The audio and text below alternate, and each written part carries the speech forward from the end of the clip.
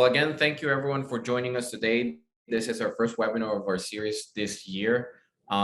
This particular webinar I'm excited about. I'm excited to share the stage with Mauricio Orantes, Director of Partner Development at Microsoft. We've shared the stage a couple of times, but webinars are always fun because we end up talking about a lot of ideas that we usually don't cover in person. So this is good. And what we're going to be doing today is we're going to be talking about the buyer's journey. This is a topic that we've been covering for a while, but this has become a very interesting topic because every time we talk about it, immediately after that, we start seeing changes that completely basically change the game for us in terms of digital advertising. So this is something that we've been trying to cover for our agency partners or anyone out there running a digital marketing strategy. And we want to touch upon how you can navigate this buyer's journey through digital marketing and some tips and tricks in regards to how you can get to your ideal user or your ideal customer for your business. And if you're an agency, obviously for your end advertisers, what type of conversations you should be having with them in regards to their strategy, their marketing, and everything else that they're running through the digital world. So, well, thank you, Mauricio, for joining us. Yeah, thanks for having me. I finally got that corner office at the Yes. World Headquarters. So thank you. Yes. So the stage with you. So thank you for having me here. Yes, we got fancy office today.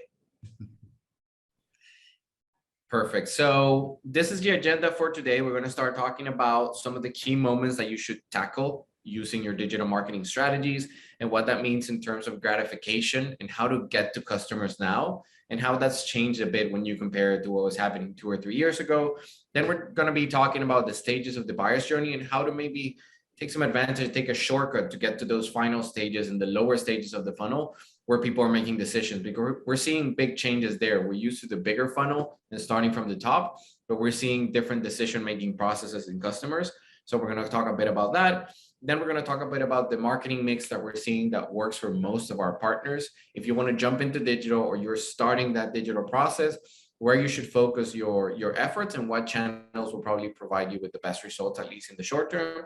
And we're going to talk a bit about the investment as well. So what's happening out there, how much are agencies and end advertisers spending in each one of the channels, and where are they seeing most of the outcome and the better ROI. So we're going to start with the particular moments that you should tackle. And one conversation we want to bring up here is how customers now have changed the way they choose products and they actually purchase a product or a service. They've become a lot more emotional. We were emotional already, but now they're becoming more emotional and we're more impatient. And now we're being triggered by these emotions when we buy a product and when we make the decision of finally purchasing a particular product. We're more impatient in regards to waiting for the product. We've seen all the issues and the roadblocks that are happening in the distribution chains with, getting a product from one country to another, or, the parts that actually make up a product, and how that's affecting basically the distribution of any product that you buy out there right now. And that has an effect on people. It's actually triggering emotions that maybe weren't being triggered before, because there's a change in perception in regards to something that you need versus something that actually you want to have with you at that point in time, and how these products are giving you immediate gratification versus long-term gratification. For instance, it's happening a lot more that people want a particular product, but it's not available. So they go with the next best thing, which is not something that they actually want to get, but they need it in the short term.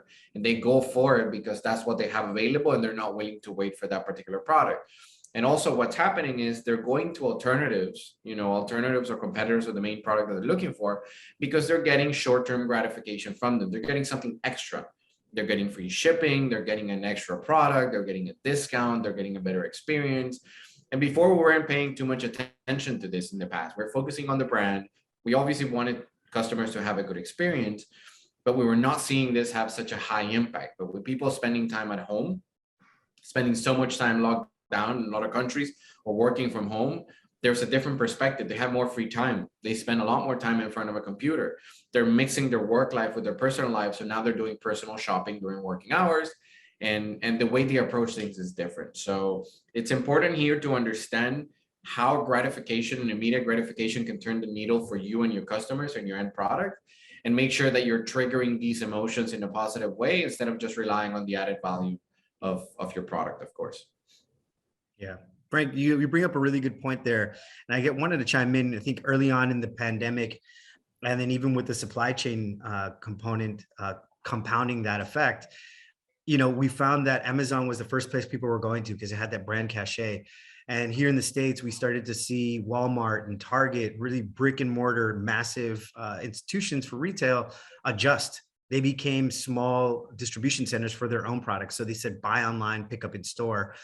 And they were able to adjust that way, right? And I think that created a lot more flexibility, especially with what people were looking to compromise with, right? They were willing to get it now, and they were willing to go with the competition. And I think that's super important, that a agency have that conversation with their retailer, with their advertiser, to see like, what else can you adjust so that you can be present when someone is looking at negotiating what they're willing to kind of part with, right? So I think that's a super strong value add there that you're showing here.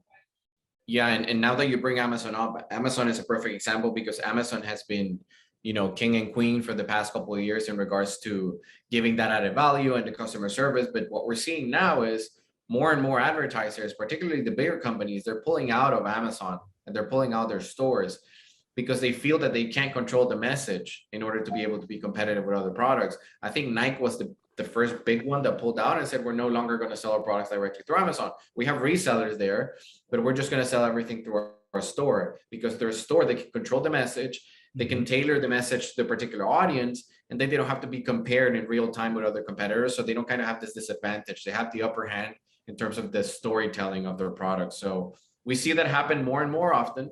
And having your own channel obviously allows you to control the message and connect better with those emotions that customers are looking for. So that's a great example. And when we're talking about particular things that you can do to connect with people emotionally, again, if you have a great product, that's great. You're already giving them added value.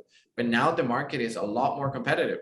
There's a lot of people trying to connect with your customers, and there's a lot of people bringing out new products as well, or services for that matter. So going above and beyond is kind of where it's going to make the difference, especially if you're giving them that immediate gratification. So if you have customers that have free shipping, make sure that the message is out there. Make sure that you have the proper extension. Make sure that your ad copy says that. Make sure that you have display campaign saying that. And if you have a quick and easy experience for buying a product, that's also going to give you an added value. And you can bring that up in the message. You can say, fast checkout, easy checkout, and customers now value that. Even if you're not their first choice, they value that a lot more than what they used to do it in the past. Now it's actually making a difference in a lot of customers that we see. One big one has been the investment that we're seeing in customer service, because most companies out there are having issues with productions and delivering products, particularly if you're selling a good. So if you're in the retail industry or e-com industry, we're seeing a lot of companies having issues with delivering their products. Electronics is the perfect example. Car dealers is a perfect example as well. So what we're seeing works for most of our customers is they're investing a lot of money in customer service to make sure that if they're sending out products that are not 100% up to speed or where customers want them, or if they're having issues with the buying process, if they're having delays, customer service is there and it's 100% there. And that can actually make or break a sell, and it can also make or break a brand ambassador or the loyalty to the brand for that matter. I was off camera, I was discussing with Mauricio a personal example, which is I have a phone. I bought this phone. I don't think you can see it, but I bought this phone a month and a half ago. And I've been a brand ambassador for this particular brand. This is the 6th phone that they released, and I've had it since the first one. This one came with a lot of bugs, which is something that I kind of expected due to COVID and the manufacturing.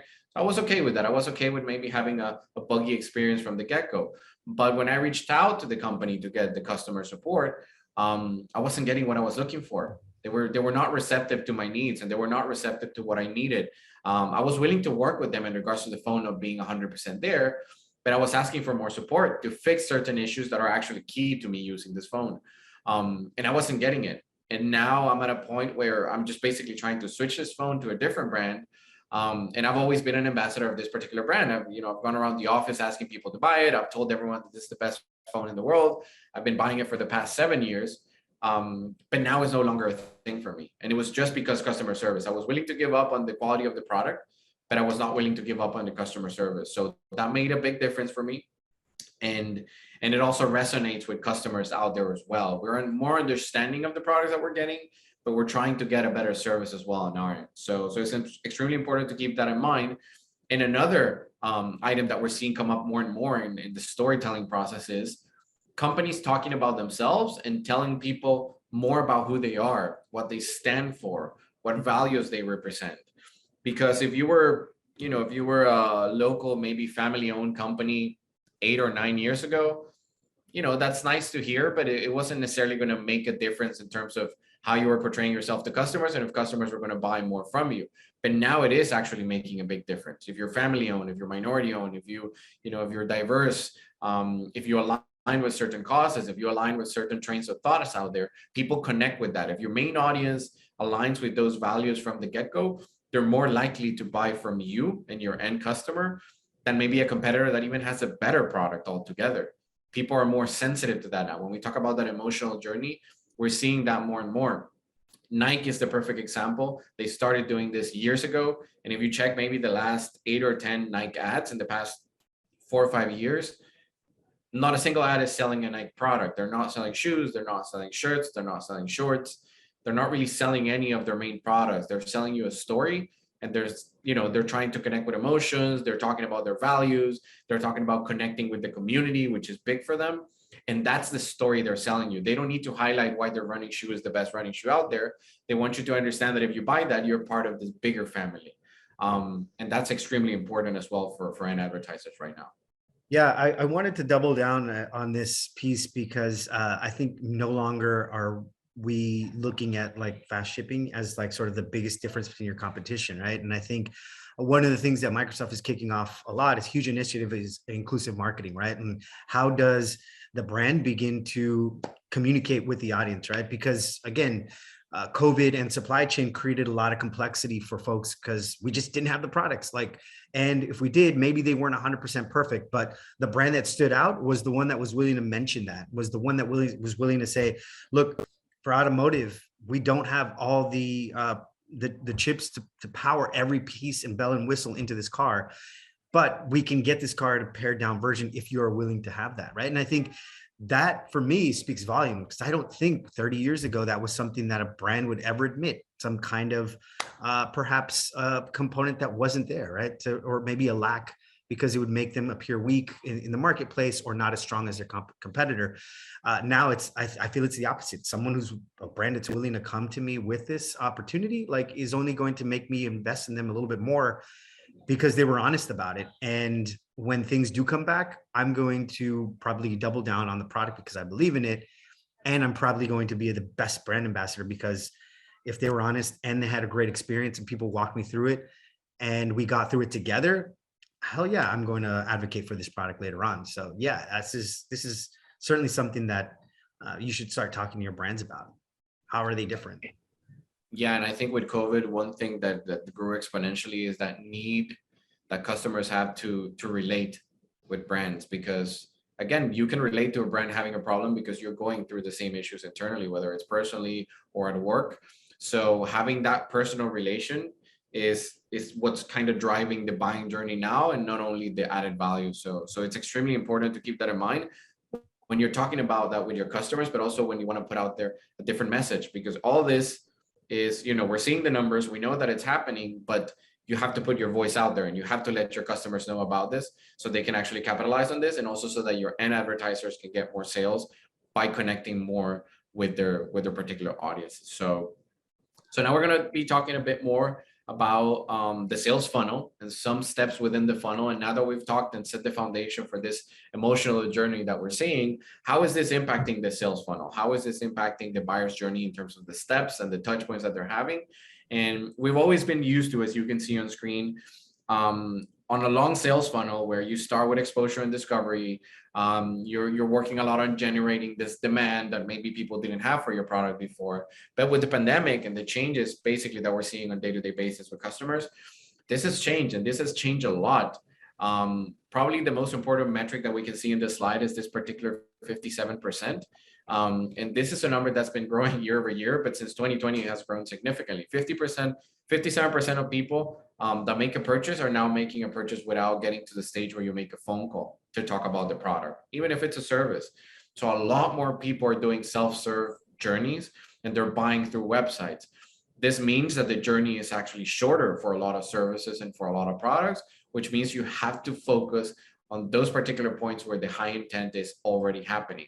And this also means that you have to change the way customers actually go through your website. Because for instance, if you were selling a niche product before and you weren't necessarily putting too much information out there on your website, you were relying on customers calling and you explaining, that might not necessarily work out for you anymore. That experience might not be the one that makes it or breaks it for your customers, because they're looking for that immediate gratification and they want an easy process. So if you don't have enough information, enough content on your website, this is the time to do it. If you're still not sure about showing your price on your website, which is a scenario we see a lot out there, put it out, show them the price. Don't make them take an extra step to buy your product and ask questions.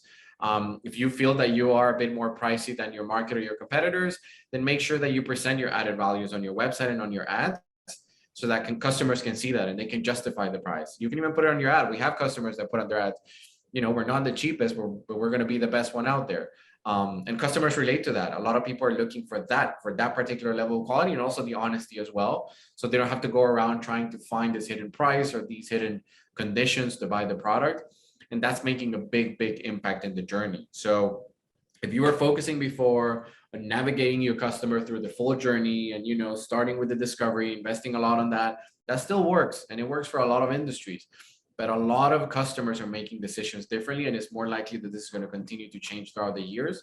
And we're going to see more and more people going directly to the final stages of the funnel. And that means that all your efforts that you had at the beginning of the funnel, you kind of have to rethink them and think if you want to prioritize that stage, or if you want to get to already the consideration, the customer services part, and obviously the purchase moment, where they're going to make the decision and actually get your product, right? It's interesting that you mentioned that. I think what we've seen from a research perspective, folks who are largely remaining work from home or hybrid, during this entire pandemic, time, they had enough time to do their research. They lived in their home. They knew that they needed to update their furniture because they hated looking at it every day. They knew they wanted to work on that home product. They knew that they needed to do their taxes. They knew that they needed to do X, Y, and Z, right? And so all those things, and blending that with their work life, especially like living in one situation, I can see why this part of the funnel is massively important right now. I mean, you're talking about me here, is what I'm saying. I know exactly what I'm looking for. I know the brand that I'm loyal to, and I know with the services that I'm looking for, what's the difference, right? And so how is this going to speak to me? So I think when we're looking at even a pay-per-click strategy, it's like, sure, you're looking for a tax preparer near me, but what's the added value, right? And I think that's the difference that people are looking to aggregate at the very end of those keyword, those search terms, right? And so they're personalizing it for them because they're looking for someone that's going to speak to them, right? And so I think now is a really good time to also start thinking about that component as a really key piece that is speaking to a select audience, right? And so really be dialed in when you look at that strategy. Yes, and now that you brought up, people spending more time at home, the home services industry is a perfect example for this particular discussion. With people spending more time at home or working from home, they're a lot more aware of their environment. So now they want to, they're not really just contemplating maybe remodeling the house and have a home office. Now they know they need to do it. And now they know that the kitchen doesn't look good. Before they were only spending half an hour a day there, but now they're spending 2 hours a day there. So the home services industry, we're talking about remodeling and construction in general, used to spend a lot of time focusing on the discovery and exposure stage to try to inspire that behavior. Kind of like, you probably don't think you need to remodel your kitchen, but look at this nice design. Hopefully I'll drive you to do more research and eventually ask for a quote. Right now, that stage is not that relevant because people know they need to remodel the kitchen. Now they're seeing it on a day-to-day basis. So they're jumping those stages, and now they're going for the quotes and they're going for the specific design. So that's a perfect industry to take as an example in terms of how the journey is changing and how users are going more for that particular stage. We got a question. We're going to answer the questions, Gil. We have a Q&A at the end, so we're going to cover this one. Just so you know, if you have any questions, please drop them through the Zoom, and then we're going to cover them at the end. Then when we're talking about the particular funnel in these particular stages, okay, so now we know that we need to focus here more. We want to take that shortcut, but how do we do it? So how do I get to those stages? And the important concept here is to understand that if you're running an omni-channel strategy, and we're going to tackle that in a second, there's different channels for different stages of the funnel.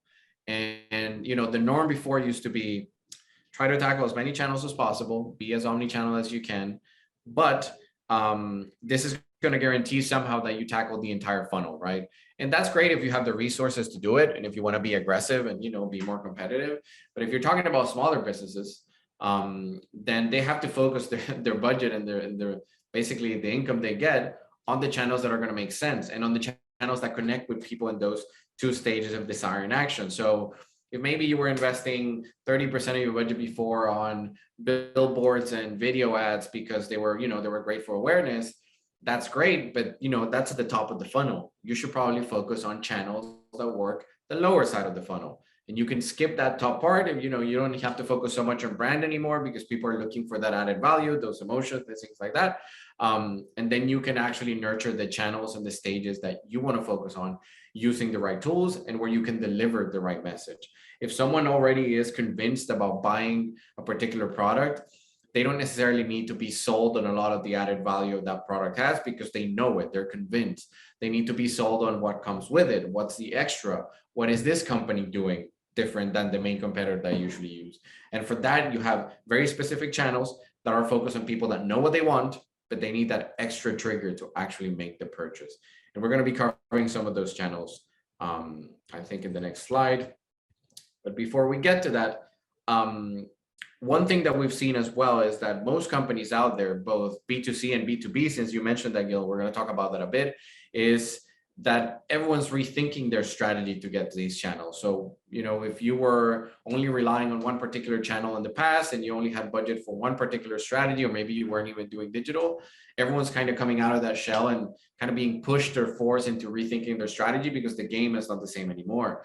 When doing research during COVID, the main reason why people are reshaping their strategy and why they're going outside the box in terms of how they convey the message is still obviously acquiring new customers. That's still the main one. You need to get more sales. But now we're seeing all these reasons as well come up that weren't coming up in the past. And for instance, one of the biggest ones, the second one that you can see here, is to retain customers, to actually lower your churn.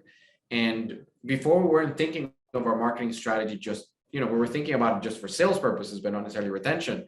But with the pandemic and so many businesses having to stop operations, so many people having to go into lockdown, retention became a big thing because if you wanted to stay afloat, you needed to keep your customers there, even if you weren't able to deliver the full service that you were intended to. So in the B2B industry, Gil, for instance, and this is something we're seeing here as well as White Shark, we had a lot of customers asking to pause campaigns. And they were asking to pause the marketing efforts because they felt that they didn't have the capacity to take on customers because of the lockdown, especially, people had to show up to the business to acquire the service. And what we did here at White Shark was we said, okay, how do we keep these customers on board, even if we cannot help them run the ads, and run the campaigns? And we focus on a huge content strategy. We invested a lot of time in building content for our customer base that we felt would provide added value for them and that would keep them afloat. Even if we weren't doing the campaign work in the background, we were offering other services. This is time to maybe rebrand your website. We can help you with content. We can help you doing some audits. We can spend some time doing market research now. We can help you kind of craft a strategy to go back to market. And all these services are not our core services. And it's not what we were doing before the pandemic. But we came out of the shell and said, if we do this, we're going to be able to keep some customers on board. And we have to focus our marketing efforts on that particular project. So we started putting a lot more out there. We're a lot more vocal about content. We put a lot on COVID and how industries could navigate COVID. And that worked pretty well for us. So if you're working with companies that sell to other businesses and you're in the B2B industry, think of what you can do outside the box to keep that one company loyal to you. So if you're selling them electronics or you're selling them something that they need, but because of the lockdown, they slow down on, then think of what else can you give them in terms of added value. Maybe you could give them free maintenance of their equipment or discounted maintenance for that matter, since they're not using the computers that much, and you can take that time to give them the maintenance. So we're seeing a lot of examples there. I don't know, Mauricio, what you're seeing on your end. Gil asked about if we're going to cover a bit more on B2B. So that's why I'm trying to touch this subject here. If you have some examples of B2B industries and what they're doing differently now to basically retain customers or kind of navigate the journey with all these changes. Yeah, that's certainly something we can touch on a little later when we get to the Q&A. But I mean, again, what we're seeing across the board, again, right? Somebody selling on Instagram is going to probably have more of an immediate component, right? And so that point of sale is going to be much faster, less consideration, and the path to purchase is much smaller, right? When we're talking about larger, more considerable expenses, or a business to business that has a longer sales cycle, I mean, again, right, it's how do you leverage your existing customer base to show them that, one, you're loyal to them, right? And so have them also advocate on behalf of your brand, and then also find unique ways to continue to keep them engaged, right? So it's, again, maybe not selling them more, but selling through them, right? And also working through them to also provide you with a referral, and you can create a referral program through those kind of things, right? And I think there's a way to remarket a message to them that shows that it's worth staying with you, as long as they can continue to contribute with you along the way so that you're both successful. Yeah, and I think it's also all about being creative on you connecting to that final customer, especially if you're B2B. You're used to working with another company, but you also could have a direct connection with their advertisers. In our case, for instance, when we manage campaigns, we were offering free audits for accounts that were managed by other agencies, but we were working with those agencies saying, hey, let me help you help your end advertiser, let me help you help that final customer. That way I'm connecting more with you on a B2B level, and you're also connecting better with the B2C level as well. So I think it's about being creative and also understanding the opportunities that you have with your existing resources, and how you can be creative with the resources and kind of go outside the box and provide some added value there. Mm-hmm. And this also comes in, this relates perfectly with this particular subject, which is outside of solving problems for customers, there is now one more component, which is the feelings and the emotions, right? And we were covering this before. So if we're talking about getting to them in that particular stage of the funnel where they're making the decision, if you want to be effective in that stage, you need to make sure that you're obviously solving the problem, but everyone else is solving the problem. All your competitors are going to be solving the problem. But how are you making them feel good about purchasing your product or your service instead of going with your competitor? What are you giving them in terms of story? When we talked about companies putting out their story and who they are, this is why it's so important, because these are now factors that change the decision-making process in the lower stages of the funnel. People are not only looking for that problem solving, but they're also looking for a brand connection, brand loyalty. What makes you different? If you're both selling me a pen, or if you're both selling me a phone for that matter, and the phones are fairly similar. They both got good cameras. They're fast. They're both, let's say they're both Android, same operating system. What's different? Are you going to give me better customer service? Do you have more interaction with me? Are you, personalizing the experience more for me versus what other companies are doing with their products, right? And it's about this whole connecting the emotion to the sale to make sure that you come out a winner in that auction of those final stages. So if you want to go aggressive at the bottom of the funnel and you want to skip the top, and you don't want to tell your story that much, make sure that if you're going for the kill, if you're going for the purchase, you're giving them something extra that they'll feel good about, and that's how you build also brand ambassadors. We were having that discussion before the webinar. The best way to sell your product more is keep your existing customers happy. And if they're happy, they're going to become salespeople for you. They're going to become brand ambassadors. They're going to refer your brand. They're going to go around the office telling everyone to get the same phone because they feel good about your product, not just because of the quality, but also because they relate to the brand and they feel part of the brand as well. Yeah. And what better referral than from a trusted person, right? So yeah, I think it's massive. I think another company that's done it right is Patagonia. They're talking about their sustainability projects. Adidas also leveraging recycled material to make their shoes.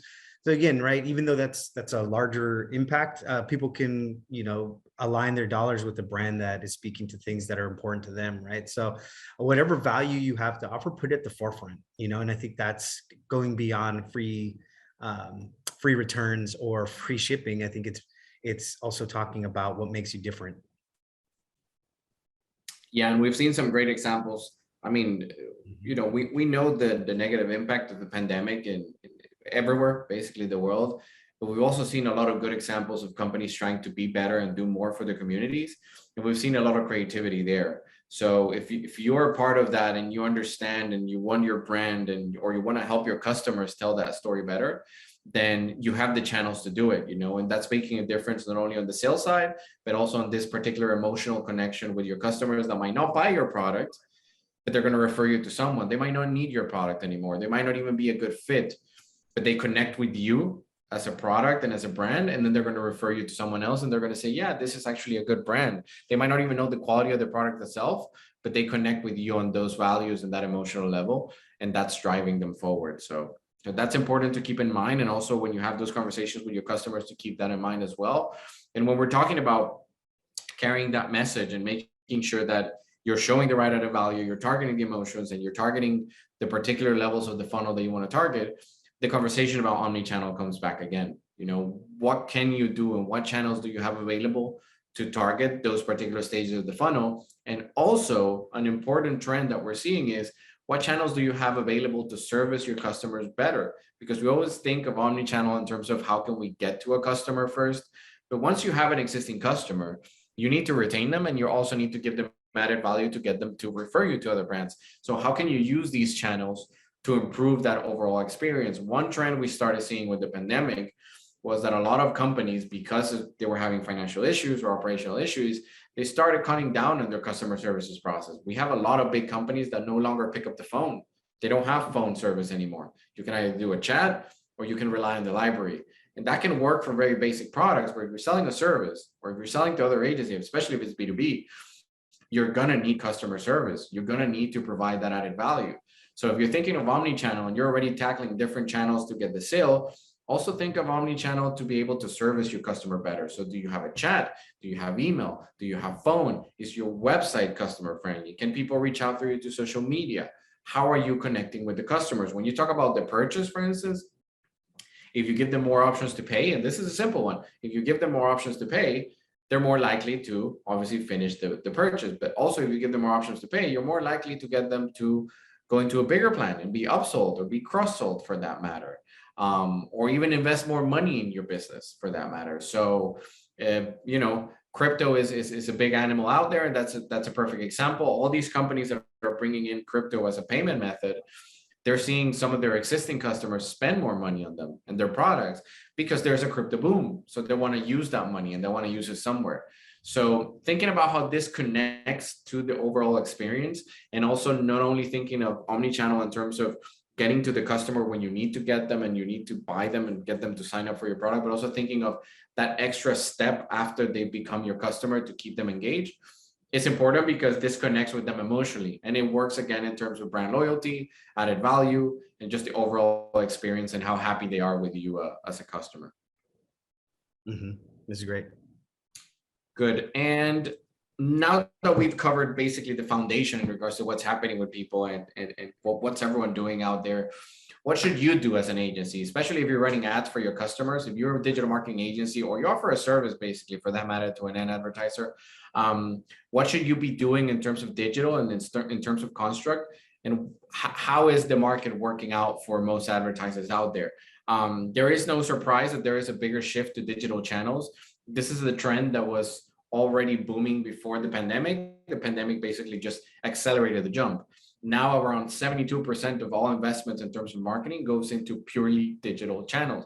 And there's a reason for that, because with digital, you can control the message, you can make quick changes, you can easily convey added value, you can tie it to other things like customer service, you know, you can focus on particular audiences. There's so many great things obviously about digital. We don't have to go over that right now, but it's important to understand that when you need to control an emotional message, when you need to invest more time in brand story and storytelling and putting your own brand and your values out there, digital is a great platform to do it, because that's not only where users are looking for products, you know, more people are spending time at home, more people are using computers, more people are buying things online, but also because that's a quicker way to connect to customers. It's easier to find the right audience and give them the right message than maybe some traditional channels that some industries still heavily rely on, but they're now shifting a bit more to the digital side. What are you seeing on your end, Mauricio, in regards to your partners and their relationship basically with Microsoft and the channels? Yeah, I think you teased it out a little bit, right? It's getting in front of the right audience, right? I mean, again, digital gives you that control to get in front of everybody real time. And I think that's the big game changer, right? And I think the investment has only accelerated a bit more, right? And so again, I'm not saying that the top of the funnel doesn't work or that offline channels don't work. They do. They contribute to everything, but we're becoming more hyper connected. I mean, again, I think in the past 5 years, on average, maybe there was 3.5 or 3 on average connect devices in people's home. Now we have, again, because of COVID, if you have 2 working folks in any apartment household, you're talking about 2 additional devices that have been added to that mix, right? And that, again, going back to the Venn diagram, people are combining their work and their home and research activities on, select devices. So it's about being in front of them. And when it comes to working with Microsoft and Google and Facebook, I mean, it's going to be super important that you start paying attention to their offerings, especially when it comes to the audience, because not all products will speak, will make sense to get in front of every single audience. So you're really going to have to pay attention to what the differences between each network is and how your product makes sense for that, right? Just because, again, shortly, the cookie's going away. And I think if you are not paying attention to who's offering first-party data, first-party audience offerings, then you're going to be left behind, right? So now's a really great time to start looking at what your audience base looks like, what your advertiser base looks like, and what makes the most sense for them, right? Because it's going to be a mix when it comes to that audience component to complement the search side. Yeah, and I think that's a key element when we talk, and this connects perfectly with the next slide, when we talk about pay-per-click in particular as a digital channel. Because with the changes that we're seeing in privacy guidelines and also deprecation of third-party cookies and all of that, pay-per-click is still one of the strongest, if not the strongest digital channel out there, but there is a different approach to it now, because now you have to rely on getting a lot of the data yourself or finding different ways of getting the data and making sure that you're connecting with customers. So they give you that data and they give you all the information you need to target them efficiently. These channels, pay-per-click in particular, what they have as an added value is there's so much information already for the creation of particular audiences that if you want to target someone or a particular audience very, very specific, you have the tools to do it, and you have the tools to do it through all the stages of the funnel. And if you want to focus on the lower stages, you can do it as well. You can be laser focused on interest, demographics, what they've liked in the past, similar audiences to those interests and demographics. If you have converters, let's say you've targeted a good group of people and you've had 300 conversions in a month, you can create an audience and then tell the platforms to look for people similar to that so you can target them. So there's ways of navigating this audience world through pay-per-click that you don't have available in other sources or outside of the digital world, which is extremely important based on what's happening out there. Before, it was kind of like a luxury to have, like, oh, I can target audiences more specifically. It's pretty cool, but I can still get by with my traditional methods and I can still get by finding my customers. But with the changes that we're seeing in behavior, that's extremely difficult because of everything, because of the emotional journey, because of the issues with the pandemic, the lockdowns, the issues in the production chains and just shipping issues and all of that. Now you need to be laser focused on who you go to, what time you do it, and what message do you have for them if you want to be able to be successful.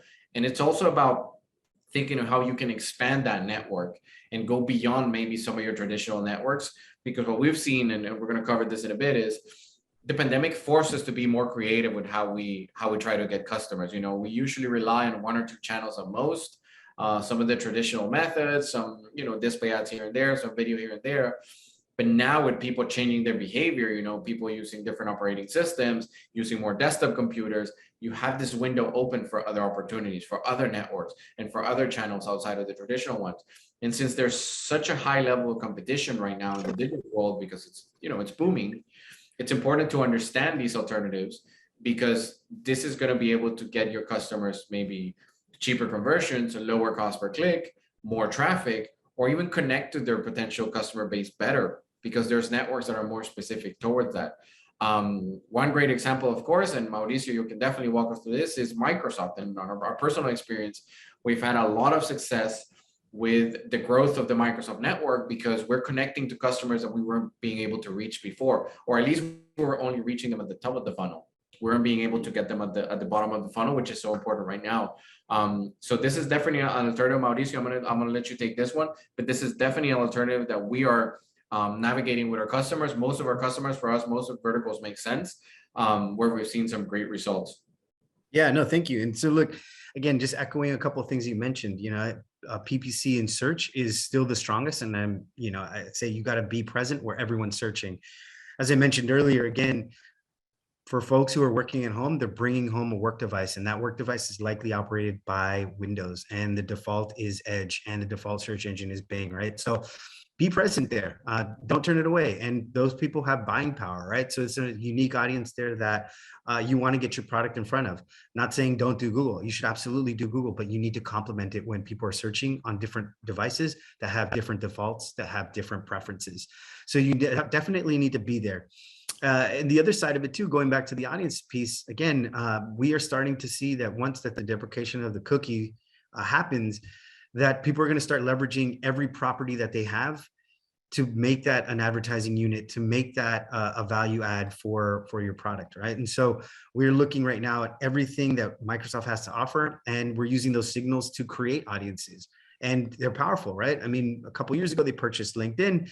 We were wondering what we were going to do with that, because again, these are self-identifying, self-qualifying professionals, and it's a professional network. What we can do now is, again, integrating that into the Microsoft Search platform. You can actually layer on a company, industry, and profession. And again, depending on the type of product, you can get right in front of them, right? You can get in front of the unique audience that you can build out. And that's the great thing about what we do in our network, is that you can layer on these options to create that profile of the exact audience you're looking for. Again, all things considered, with a supply chain issue, with maybe a limit of what you're working with, this is a huge opportunity to just focus in and laser dial in on that audience that you want to get in front of. Again, as things start to open up and loosen up again, and we start getting more flow, you can pull that back, right? But if we're talking about getting in front of that bottom funnel, this is a network that gives you those tools, right? And so I would challenge you as an agency, you as an advertiser, to go back to the publishers that you work with and ask them what else they have to offer that gives you that flexibility to really dial in and pull back out. Another thing too that we've also listened to, and by listening, I say, you know, we're looking at the research, how people are searching, what properties work best for us. And we found that we need to start expanding on our media types, because not everybody is going to react the same way to just the same boring search component, right? You see your listings. Why not be able to hover over it and then maybe see a display preview of the product or of the company? For automotive, why not be able to use part of the white space that we have on the search component and show you the automotive inventory for that local dealership that you're working with? Why not be able to hover and have a mini video play, right? So we started to test all these things and they worked. And right now, Microsoft's making a massive investment to create different formats that speak to the product that will allow you to convert faster. And I think that's what the whole thing we're trying to accomplish here is to get the right product in front of your target audience, right, meet them where they are and help you convert and continue moving forward. Yeah, and to add to that, what we were talking about competitiveness is Microsoft is one of the channels that we've been considering in terms of competitiveness. When we think of verticals or industries where we're seeing huge demand of the service, and obviously the digital space is getting more crowded. I think we have here, let me see if we have in the next slide. This is a case study from a home service provider. They do construction, they do window replacement, and this is a typical scenario for us when we go to our clients and we see that they have this one particular problem that we're seeing more and more this year is advertising, for instance, on Google for that matter, or even Facebook, is getting more expensive because it's more crowded. So the CPCs are getting higher, they're having to invest more money to remain competitive. This particular industry is booming, so there's a lot of demand, so more advertisers out there. And we're thinking of how do we get to our ideal audience without having to increase our budget by 50, 60, 70%, is let's diversify our portfolio. Let's try networks where we can still get traffic that they might not be as high, you know, as costly because the competition might be a bit lower. And let's see if we can get some results. And we've tried this with a lot of customers. This is just one example in the home service industry where we're able to get lower CPCs, we're able to get the same or even higher conversion rates, and we're able to get to a particular audience that we're not necessarily finding in traditional channels. So all the boxes kind of tick. It's kind of like a win-win situation. They're saving money, they're getting the same or better results, and they're expanding the market to places where there's not that many competitors out there, which is extremely important to consider because, you know, we're preaching digital, we're talking about digital. Everyone else is doing the same thing. Everyone else knows that digital is a huge element right now. So what that means is that it can get pretty costly. If everyone's out there doing the same thing, then auctions are higher, you have higher CPCs, and then you have to be even more unique in terms of message and added value. So jumping into the water doesn't necessarily mean putting some money into campaigns, telling everyone who you are and then hoping that it's going to stick. You're going to have to be competitive. This is a very competitive space. So it's important that you have the right conversations with your customers. Say, hey, listen, let's tell your story the right way. Let's put out there your added value. Let's go to networks that help us connect with your ideal audience so we can navigate the competition as well if you don't want to be obviously outplaced by the bigger players and the giant companies that are trying to capture the space, right? So that's important to keep in mind when you're thinking of an omni-channel approach, when you want to diversify that approach, and when you want to rely on channels that can get you to the right audience and be a bit more specific in terms of how you target that audience without having to have so many competitors in the space. And another channel that we see that allows you to do that is obviously organic, right? And SEO. There's been such a huge rise on SEO services in the past year or so because the long play is also important for advertisers and companies out there, especially when you're talking about the changes in the market and the changes in consumer behavior. Having an organic, strong foundation out there gives you a solid foundation for everything else that you do digital. And to go back to White Shark Media, and the example of the things that we've been doing is when we started putting a lot more weight on our content strategy for our customers, and this was really more for existing customers than new customers, we started seeing huge boosts, not only in traffic, but on people interested in what we did because the content was resonating. The blog posts that we were doing was resonating, the organic work that we were doing was resonating, and we were connecting at the organic level as well. And this was not only a complement of the main digital strategy, but it was also adding value to a different crowd that wasn't coming through paid efforts. And if you had customers that, they said, we need to pause our campaigns for 2 months because we don't have the budget for it and it's getting expensive and competitive, perfect. We can pause the campaigns for a month or two and we can go back when you're ready to do. But let's work on your organic build and your organic optimizations. So when you come back with paid, there's a better connection, there's a better flow, and you're connecting to all these different audiences and you're putting that added value out there because organic is perfect for that. If you have, Bing Places set up or Google My Business and you're going there in weekly and putting out tips and you're putting out suggestions for everyone that's looking for your brand, they're customers, they're interested already. But that one added value, that one extra suggestion that you're using through organic channels is going to be what makes a difference if a competitor is trying to target your brand. They're showing an ad maybe when someone's looking for your brand. So organic has been extremely important for us as well. It's another channel that we usually leverage and we discuss with our customers, particularly during the pandemic. And then obviously we have other channels as well within the omnichannel strategy. Facebook is a big player. The thing about Facebook is that they're going through a lot of changes internally. The meta world is being enhanced. There's so many changes coming that it's kind of a shaky platform right now. It's a platform where you have to make sure you're working with someone that knows the product, someone that knows the strategy to navigate it efficiently if you want to be able to get the results that you're looking for. We also have LinkedIn, which is another one that's been growing significantly. And Gil, you were talking about B2B and talking about B2B. This is your play. If you're not using LinkedIn ads and if you're not using LinkedIn audiences within Microsoft Ads, you're probably missing out on a huge opportunity on the B2B space because this allows you to target people based on where they work, their position, the companies that they've worked in the past, etc., demographic, location. You can filter so many things, but it's all around the decision-making process for companies. So if you sell cleaning services, commercial cleaning services, then you know that if you're going to use LinkedIn audiences, you want to focus on the decision makers that run the buildings, the people in charge of building maintenance. And you can look for that particular audience and just target them specifically with a very specific message. So before you were having issues trying to get to the decision makers in the B2B world, this is the perfect tool to get there and actually talk to them. And I know, Mauricio, on your end, you've seen a lot of things since the purchase, and also we've seen, working with you, we've seen a lot of improvements on the network. What are you seeing on your end with your advertisers and your other partners? How are they leveraging this to connect in the B2B world? Yeah, I mean, look, it's been a sleeping giant, right? And I think this is the time, right, where we have all these different scenarios that are impacting every business, right? So it's really dialing into that target audience, right? I mean, you mentioned it earlier. Do you increase your budgets by 50 to 60% to stay like on the top? that's the point of diminishing returns, right? So it's how do you look at what's available to you to target right in front of them. And again, the cool thing about the Microsoft Ads platform right now with the LinkedIn component built in is that it gives you the companies that you're looking for. It gives you the list, right? And you can layer that on. And again, you can also complement that with a audience play with our sort of visual component, right? So you can get in front of them, not just in front of the Bing.com search, but you get in front of them on Edge browser, on the Outlook.com email client, on MSN.com, right? And so we're also expanding our properties in which we're starting to show relevance.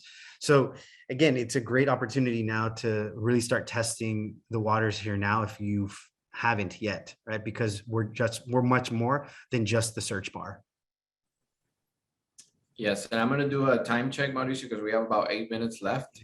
We have a couple of slides there, but we're going to go through these fairly quick so we can get, because we've been getting some questions and I want to get to them by the end. But the last topic that we wanted to cover here is basically in terms of investment, where the money is going and what are we seeing in terms of channels. Is, you know, we've been talking about the omni-channel opportunity and focusing on the channels that connect with the user's emotions and, you know, the target, the particular space within the funnel.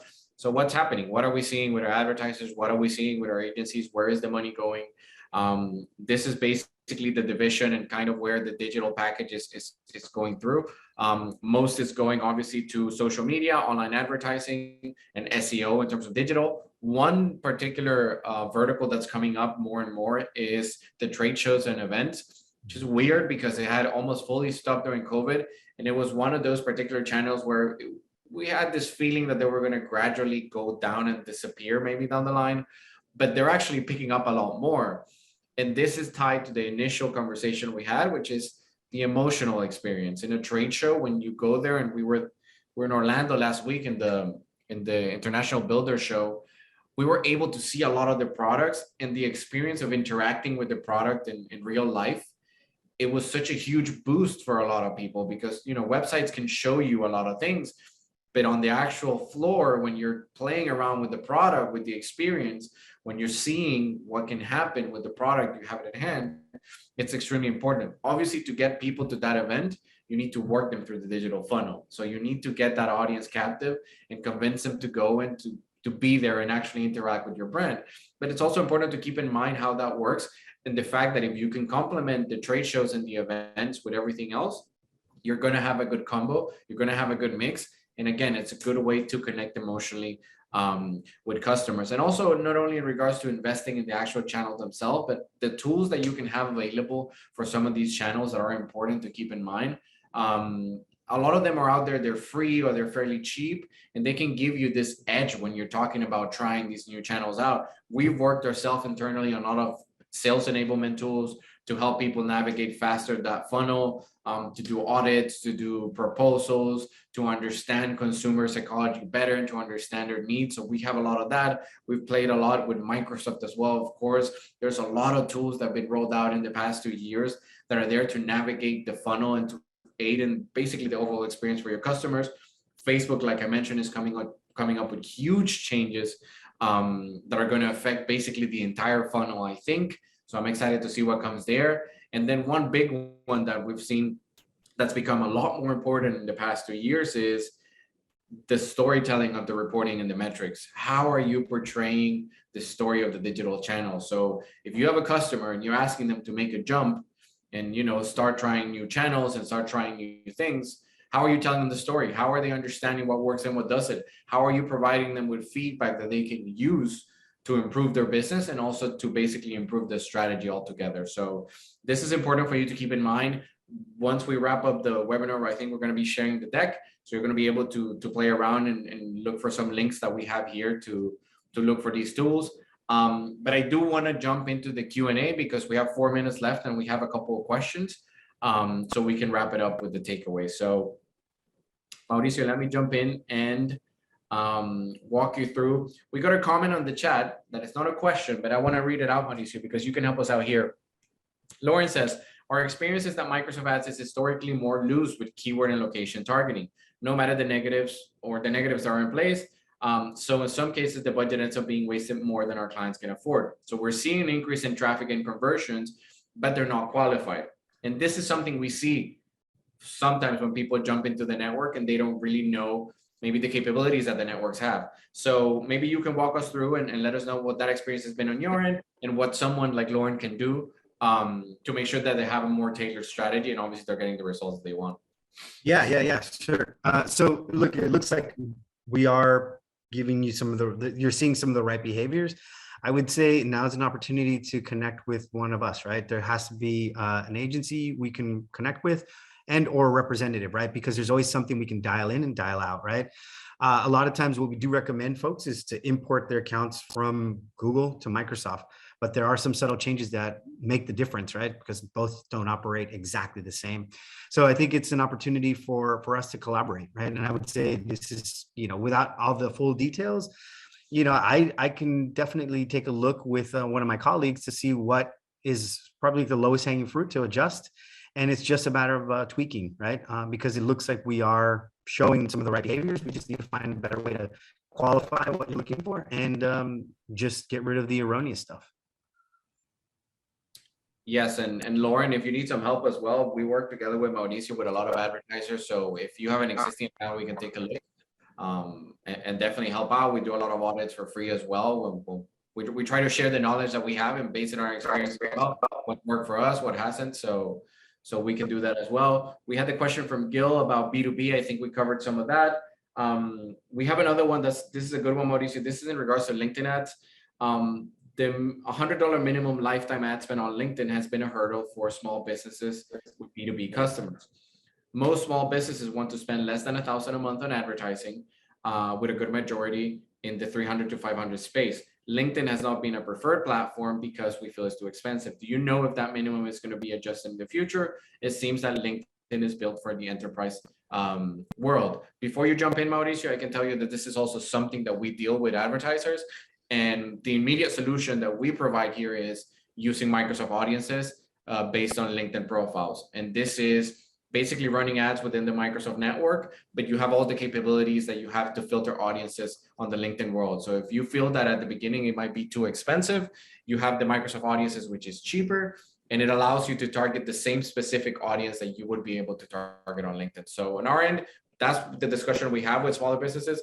Mauricio, maybe you want to chip in? No, I'm just going to echo what you said. Right, let me make a clarifying statement here that LinkedIn still has their own channel where you can advertise directly through them.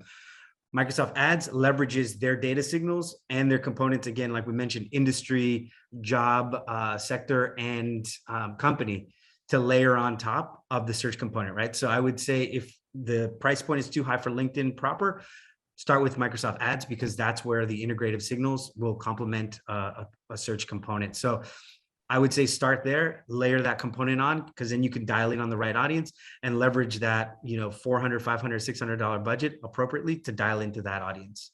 Yeah, I think we have some good content on our website for whoever asked this question on Microsoft Audiences. We've written a couple of blog posts and we have some videos. So feel free to navigate there. If you want to learn more, feel free to reach out as well. We have the final question, Mauricio, from Juan, and this is a good one because I think I've asked you this question a lot as well myself. In terms of the perfect mix, and this is talking about channels, how true is this for Latin America, specifically for countries like Nicaragua? So this is obviously someone local here. So this is a question that we've asked around as well. So, we're suggesting a lot of channels, and this is usually mostly true for the North American space, US, Canada, Europe, but for LATAM, and we have a lot of clients in LATAM, how do you see this happening? Because a lot of the channels don't have the traffic or are not available. So what do you see here? Yep, no, that's a great question. So we are growing in Latin America. There are certain countries that we just don't have a footprint in, and that's just because Google is so tough and they just have like a really good marketplace there. Same with Facebook, right? So we are trying. Nicaragua is one of those places that we're looking to make more investment in. So keep an eye out on that. The countries that we do have a footprint on, like that are very strong, I would say are Mexico, Costa Rica, Argentina, Brazil, Colombia, and we are moving into Peru. So there is a little bit more, and I would say keep an eye out on the Microsoft Ads blog to see if your country is in one of those in the near term future. But again, we work with a lot of folks in the region. So Frank and team would be the first to know once we start making a real solid investment into the Central America region. But I will be the first to admit what we're talking about largely are 4 places right now that have a stronger market share: US, Canada, Western Europe, and some of the select countries in LATAM. But more on that as we would continue to invest in the region. Yeah, what I can tell you, Juan, as well, based on our experience, is that 8 years ago, we usually just talked about one channel. And right now we're talking about 4 or 5 locally. So even though not all the channels that we cover today might have a significant impact in the market right now, I can tell you that they've been growing throughout the years and we don't really see that trend stopping. So probably in 2 or 3 years, we're going to be talking about 7 or 8 channels that you have available here, or in LATAM for that matter, that you'll be able to use. And the great idea behind this is that if you're one of the first or early adopters, then you're going to ride that wave longer. It's going to be cheaper and you're going to be able to target those channels when most people won't. So even if it's a small market, you're almost going to be one of the only players out there. So it's good to keep that in mind. And if you have the budget to test it out, then it's also great to do it. Yeah, and look, again, if you are a brand here in Central America or in South America, and you're looking to promote in other countries, like, easy, that's fine, right? But if we're talking about promoting within your own country, like I mentioned, keep an eye out, right?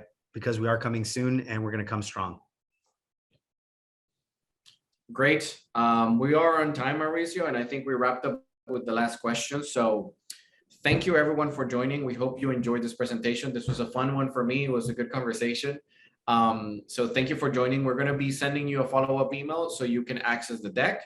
And I know a couple of you, Lauren, you were one that wanted to connect with Mauricio. In the follow-up email, we're going to put his contact information. You can reach out to him directly. If not, feel free to reach out to us and we can help you connect as well. And if you want more info, you want to follow up, you want to continue the conversation, or you need help with anything, please feel free to reach out and we'll be glad to help. Thank you for joining, and thank you, Mauricio, for your time. Thank you, everyone. Seriously, this is fun. Can't wait till the next. Yes. Thank you for your time, guys. Have a great day. One.